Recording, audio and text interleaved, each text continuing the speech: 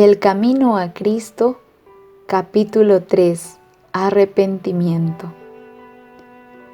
¿Cómo se justificará el hombre ante Dios? ¿Cómo se hará justo el pecador? Solo por medio de Cristo podemos ponernos en armonía con Dios y la santidad.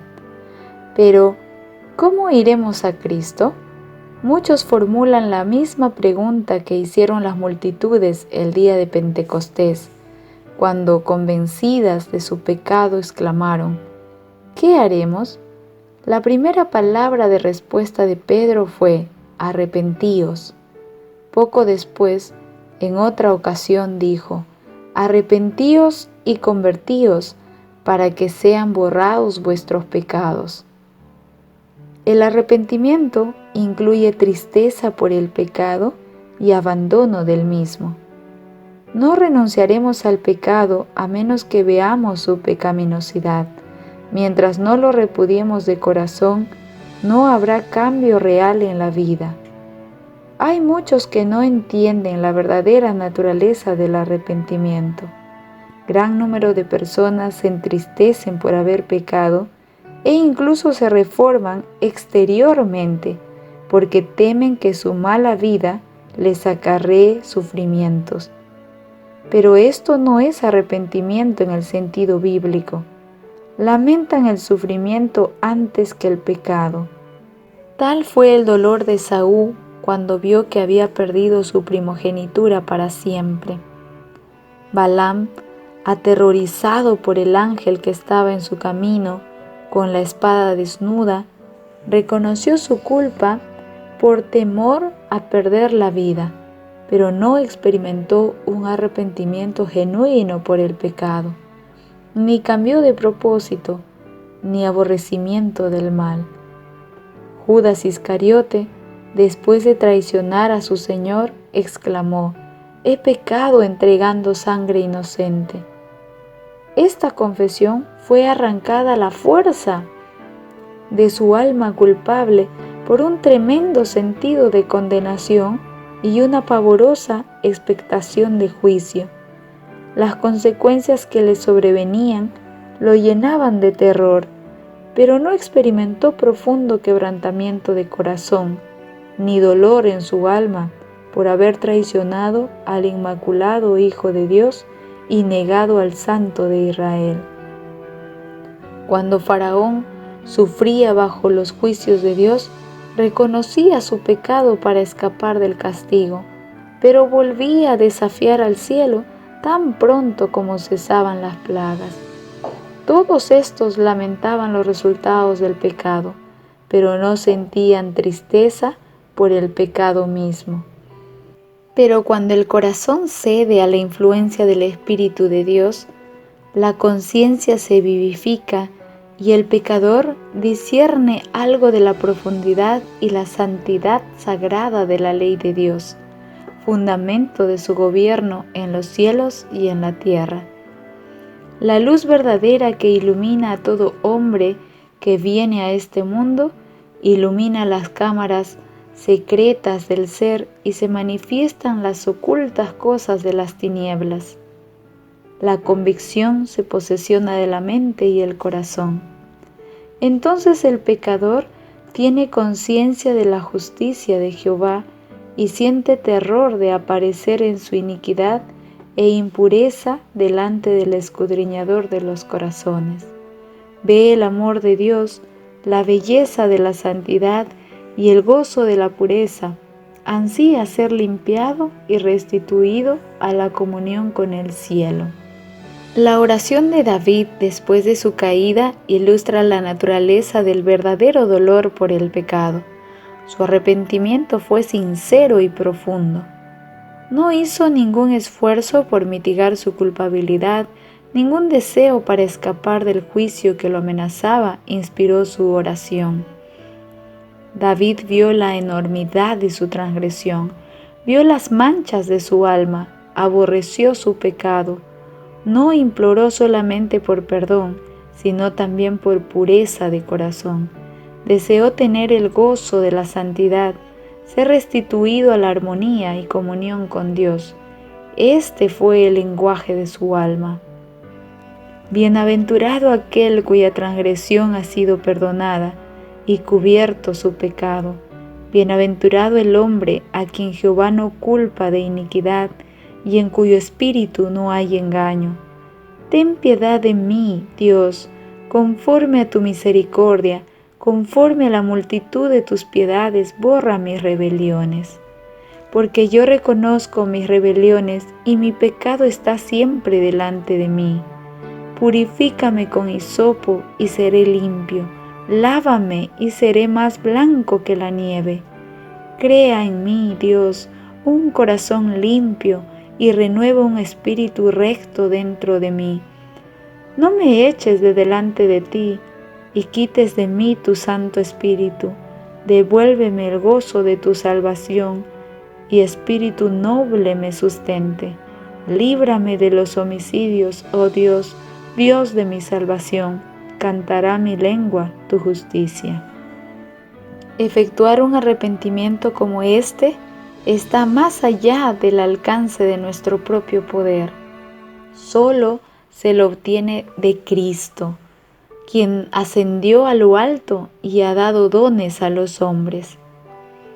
Precisamente este es un punto en el cual muchos yerran y por esto dejan de recibir la ayuda que Cristo desea darles. Piensan que no pueden ir a Cristo a menos que primero se arrepientan y que el arrepentimiento los prepara para el perdón de sus pecados. Es verdad que el arrepentimiento precede al perdón de los pecados, porque solamente el corazón quebrantado y contrito es el que siente la necesidad de un Salvador. Pero, ¿debe el pecador esperar hasta haberse arrepentido antes de poder ir a Jesús? ¿Ha de ser el arrepentimiento un obstáculo entre el pecador y el Salvador? La Biblia no enseña que el pecador deba arrepentirse antes de poder aceptar la invitación de Cristo. Vengan a mí todos ustedes que están cansados y agobiados, y yo les daré descanso. La virtud que sale de Cristo es la que guía a un arrepentimiento genuino. Pedro habla del asunto de una manera muy clara en su exposición a los israelitas cuando dice: a este Dios ha exaltado con su diestra por príncipe y salvador, para dar a Israel arrepentimiento y perdón de pecados. Así como no podemos ser perdonados sin Cristo, tampoco podemos arrepentirnos sin el Espíritu de Cristo, que es quien despierta la conciencia. Cristo es la fuente de todo impulso correcto. Él es el único que puede implantar enemistad contra el pecado en el corazón. Todo deseo por verdad y pureza, toda convicción de nuestra propia pecaminosidad es una evidencia de que su Espíritu está obrando en nuestro corazón. Jesús dijo: yo cuando sea levantado de la tierra, a todos atraeré a mí mismo. Cristo debe ser revelado al pecador como el Salvador que muere por los pecados del mundo. Y cuando contemplemos al Cordero de Dios sobre la cruz del Calvario, el misterio de la redención comenzará a descifrarse en nuestra mente y la bondad de Dios nos guiará al arrepentimiento. Al morir por los pecadores, Cristo manifestó un amor incomprensible, y este amor, a medida que el pecador lo contempla, enternece el corazón, impresiona la mente e inspira contrición en el alma.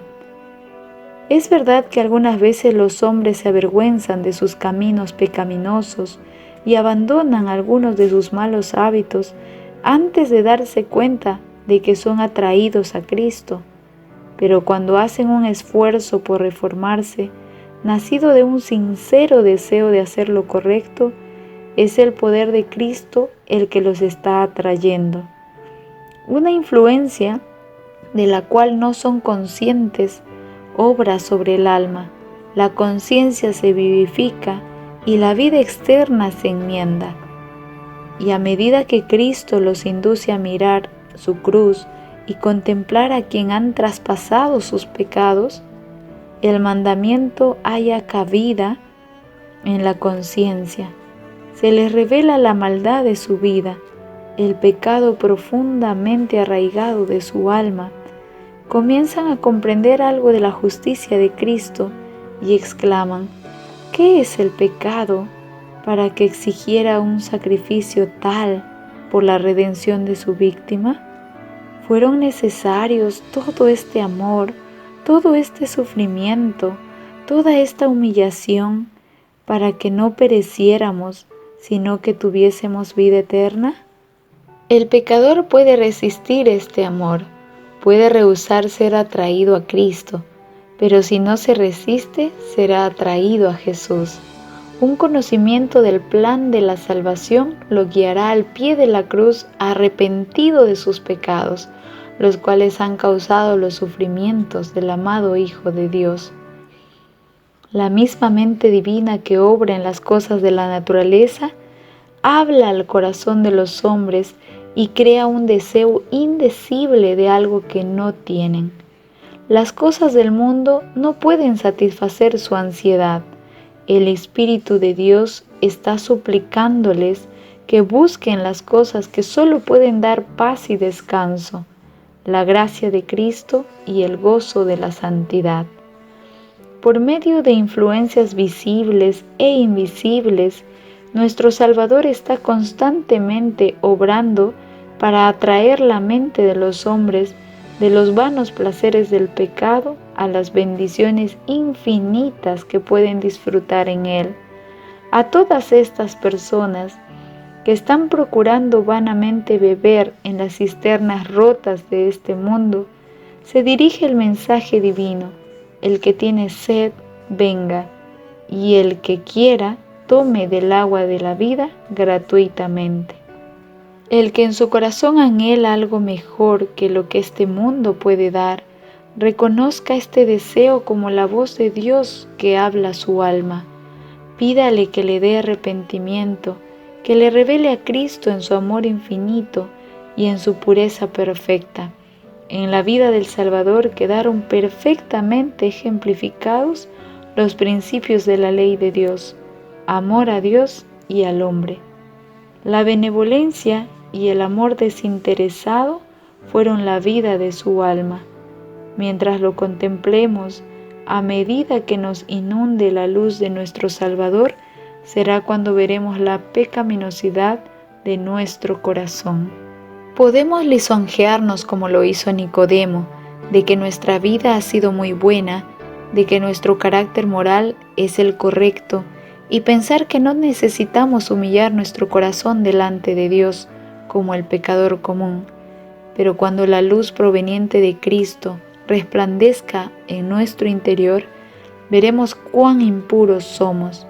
Discerniremos el egoísmo de nuestros motivos y la enemistad contra Dios, los cuales han manchado todos los actos de nuestra vida. Entonces sabremos que nuestra propia justicia es en verdad como trapos inmundos y que solo la sangre de Cristo puede limpiarnos de la contaminación del pecado y renovar nuestro corazón a su semejanza. Un rayo de luz de la gloria de Dios, un destello de la pureza de Cristo que penetra en el alma, hace dolorosamente visible toda mancha de contaminación y descubre la deformidad y los defectos del carácter humano. Hace patente los deseos impuros, la infidelidad del corazón y la impureza de los labios. Los actos de deslealtad del pecador al querer anular la ley de Dios quedan expuestos a su vista, y su espíritu se aflige y se oprime bajo la influencia escudriñadora del Espíritu de Dios. Se aborrece a sí mismo mientras contempla el carácter puro y sin mancha de Cristo. Cuando el profeta Daniel contempló la gloria que rodeaba al mensajero celestial que le había sido enviado, se sintió abrumado con un sentido de su propia debilidad e imperfección. Al describir el efecto de la maravillosa escena dice: estaba sin fuerzas, se demudó mi rostro, desfigurado, y quedé totalmente sin fuerzas. Cuando la persona se conmueva de esta manera, odiará su egoísmo, aborrecerá su narcisismo y buscará mediante la justicia de Cristo la pureza de corazón que esté en armonía con la ley de Dios y el carácter de Cristo. Pablo dice que en cuanto a la justicia que se basa en la ley, es decir, en lo que se refiere a las obras externas, era irreprochable, pero cuando discernió el carácter espiritual de la ley, se vio a sí mismo un pecador. Juzgado por la letra de la ley, así como los hombres la aplican a la vida externa, se ha abstenido de pecado, pero cuando miró en las profundidades de sus santos preceptos y se vio como Dios lo veía, se humilló profundamente y confesó su pecado. Dice: yo sin la ley vivía en un tiempo, pero venido el mandamiento, el pecado revivió y yo morí. Cuando vio la naturaleza espiritual de la ley, el pecado apareció en su verdadera fealdad y su vanidad se desvaneció. Dios no considera todos los pecados como de igual magnitud. A su juicio hay grados de culpabilidad, como los hay a juicio de los hombres. Sin embargo, aunque este o aquel acto malo pueda parecer frívolo a los ojos de los hombres, ningún pecado es pequeño a la vista de Dios. El juicio de los hombres es parcial e imperfecto, pero Dios considera todas las cosas como realmente son.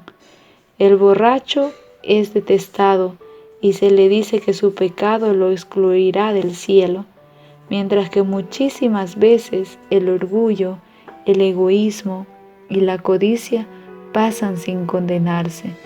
Pero estos pecados son especialmente ofensivos para Dios, porque son contrarios a la benevolencia de su carácter, a ese amor desinteresado que es la atmósfera misma del universo que no ha caído. El que cae en alguno de los pecados más groseros puede avergonzarse y sentir su pobreza y necesidad de la gracia de Cristo, pero el orgullo no siente ninguna necesidad y así cierra el corazón contra Cristo y las infinitas bendiciones que Él vino a derramar. El pobre publicano que oraba: Dios, ten misericordia de mí, pecador, se consideraba un hombre muy malvado, y así lo consideraban los demás, pero él sentía su necesidad y con su carga de pecado y vergüenza vino delante de Dios implorando su misericordia. Su corazón estaba abierto para que el Espíritu de Dios hiciera en él su obra de gracia y lo libertase del poder del pecado. La oración jactanciosa y santurrona del fariseo mostró que su corazón estaba cerrado a la influencia del Espíritu Santo. Por estar lejos de Dios, no tenía idea de su propia corrupción, la que contrastaba con la perfección de la santidad divina. No sentía necesidad alguna y nada recibió. Si percibes tu condición pecaminosa, no esperes hacerte mejor a ti mismo. ¿Cuántos hay que piensan que no son lo suficientemente buenos como para ir a Cristo? ¿Esperas hacerte mejor a través de tus propios esfuerzos? ¿Podrá cambiar el etíope su piel y el leopardo sus manchas? Así también, ¿podréis vosotros hacer el bien estando habituados a hacer lo malo? Solo en Dios hay ayuda para nosotros. No debemos permanecer en espera de persuasiones más fuertes, de mejores oportunidades o de temperamentos más santos. Nada podemos hacer por nosotros mismos. Debemos ir a Cristo tal como somos. Pero nadie se engaña a sí mismo con el pensamiento de que Dios, en su grande amor y misericordia, salvará incluso a los que rechazan su gracia. La excesiva pecaminosidad del pecado puede ser apreciada solo a la luz de la cruz. Cuando los hombres insisten en que Dios es demasiado bueno para desechar a los pecadores, miren al Calvario. Fue porque no había otra manera en que el hombre pudiese ser salvo, porque sin este sacrificio era imposible que la raza humana escapara del poder contaminador del pecado y fuera restaurado a la comunión con los seres santos. Imposible que los hombres llegaran otra vez a ser partícipes de la vida espiritual. Fue por esto que Cristo tomó sobre sí la culpabilidad del desobediente y sufrió en lugar del pecador. El amor, los sufrimientos y la muerte del Hijo de Dios, todo testifica de la terrible enormidad del pecado y prueba que no hay modo de escapar de su poder, ni esperanza de una vida más elevada si no es mediante la sumisión del alma a Cristo. Algunas veces los impenitentes se excusan de los que profesan ser cristianos diciendo: soy tan bueno como ellos, no son más abnegados, sobrios o circunspectos en su conducta que yo, aman los placeres y el desenfreno tanto como yo. Así hacen de las faltas de otros una excusa para su propio descuido del deber, pero los pecados y defectos de otros no excusan a nadie, porque el Señor no nos ha dado un imperfecto modelo humano, se nos ha dado como nuestro ejemplo al Inmaculado Hijo de Dios. Y quienes reclaman por el erróneo curso de acción de quienes profesan ser cristianos son los que deberían mostrar una vida mejor y un ejemplo más noble. Si tienen un concepto tan alto de lo que debería ser un cristiano, ¿no es su propio pecado tanto mayor? Saben lo que es correcto y sin embargo rehúsan hacerlo. Cuídate de la indecisión. No postergues la obra de abandonar tus pecados y buscar la pureza del corazón por medio de Jesús. Aquí es donde miles y miles han errado para su perdición eterna.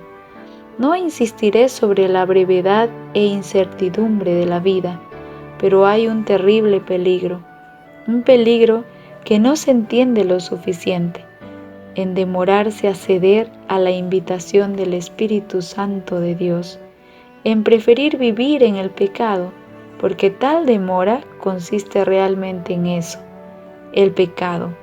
Por pequeño que se lo considere, no puede consentirse sino a riesgo de una pérdida infinita. Lo que no venzamos nos vencerá y determinará nuestra destrucción. Adán y Eva se persuadieron de que por una cosa de tan poca importancia como comer la fruta prohibida, no podían resultar tan terribles consecuencias como las que Dios les había declarado.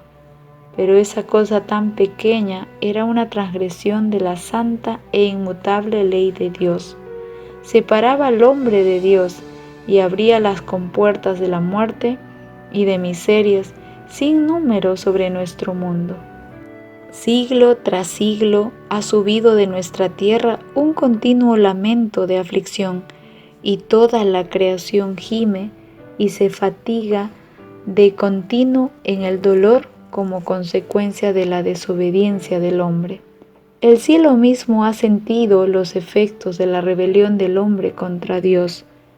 El Calvario está delante de nosotros como un recuerdo del sacrificio asombroso que se requirió para expiar la transgresión de la ley divina. No consideremos el pecado como una cosa trivial. Toda transgresión, todo descuido o rechazo de la gracia de Cristo reacciona contra ti, está endureciendo el corazón, depravando la voluntad y entorpeciendo el entendimiento, y no solamente te hace menos inclinado a entregarte, sino también menos capaz de ceder a la tierna invitación del Espíritu Santo de Dios. Muchos están apaciguando su conciencia atribulada con el pensamiento de que pueden cambiar su mala conducta cuando quieran, de que pueden tratar con ligereza las invitaciones de la misericordia y sin embargo seguir siendo llamados. Piensan que después de menospreciar al Espíritu de gracia, después de echar su influencia del lado de Satanás, en un momento de terrible necesidad pueden cambiar de conducta. Pero esto no se hace tan fácilmente. La experiencia y la educación de una vida entera han amoldado de tal manera el carácter que después son pocos los que desean recibir la imagen de Jesús. Un solo rasgo malo de carácter, un solo deseo pecaminoso, acariciado persistentemente, eventualmente neutralizará todo el poder del Evangelio. Toda indulgencia pecaminosa fortalece la aversión del alma hacia Dios. El hombre que manifiesta un descreído atrevimiento o una impasible indiferencia hacia la verdad divina no está sino cegando la cosecha de su propia siembra. En toda la Biblia no hay amonestación más terrible contra el hábito de jugar con el mal que las palabras del hombre sabio cuando dice: al pecador lo atrapan las cuerdas de su pecado. Cristo está dispuesto a liberarnos del pecado, pero no fuerza la voluntad. Si por la persistencia en la transgresión la voluntad misma se inclina enteramente al mal y no deseamos ser libres, si no queremos aceptar su gracia, ¿qué más puede hacer? Hemos obrado nuestra propia destrucción por causa de nuestro deliberado rechazo de su amor. Este es el momento propicio de Dios. Hoy es el día de salvación. Si ustedes oyen hoy su voz, no endurezcan el corazón.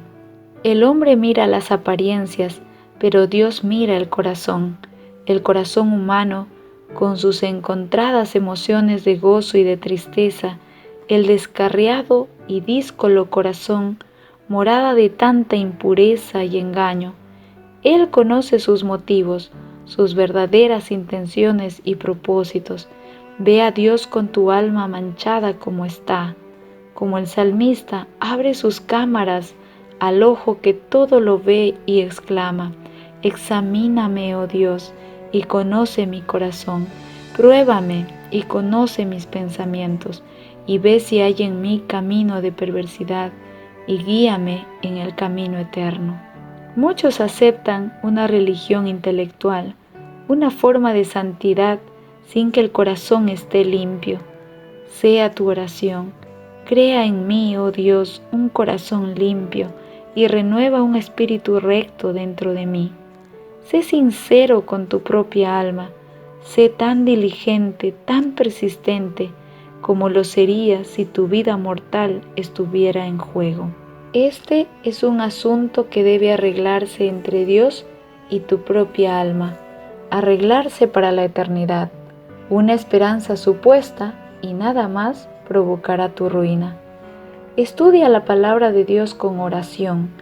Esa palabra te presenta en la ley de Dios y en la vida de Cristo los grandes principios de santidad, sin la cual nadie verá al Señor.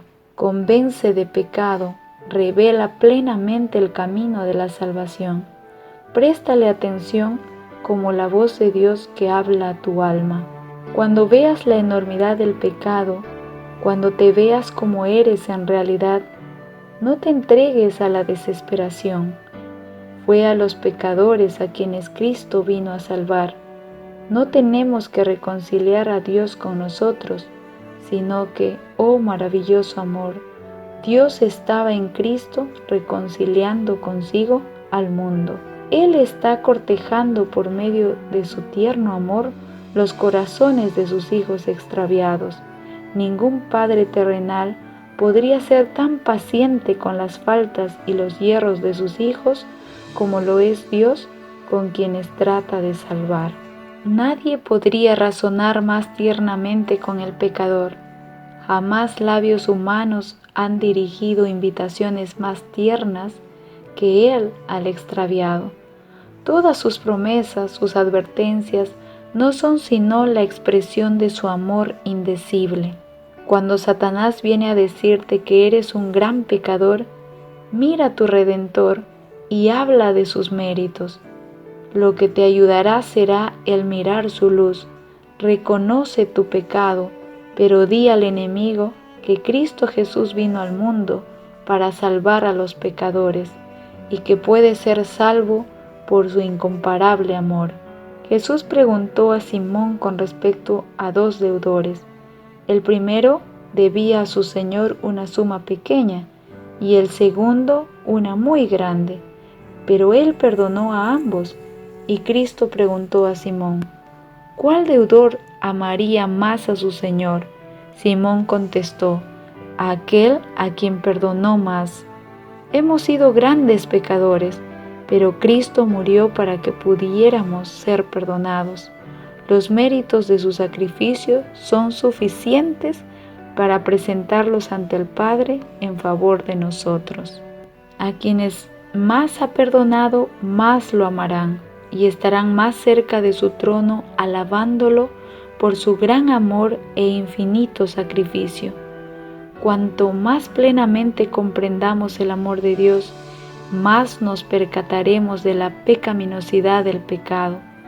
Cuando veamos cuán larga es la cadena que se nos ha arrojado para rescatarnos, cuando comprendamos algo del sacrificio infinito que Cristo ha hecho en favor de nosotros, el corazón se derretirá de ternura y contrición. Amén.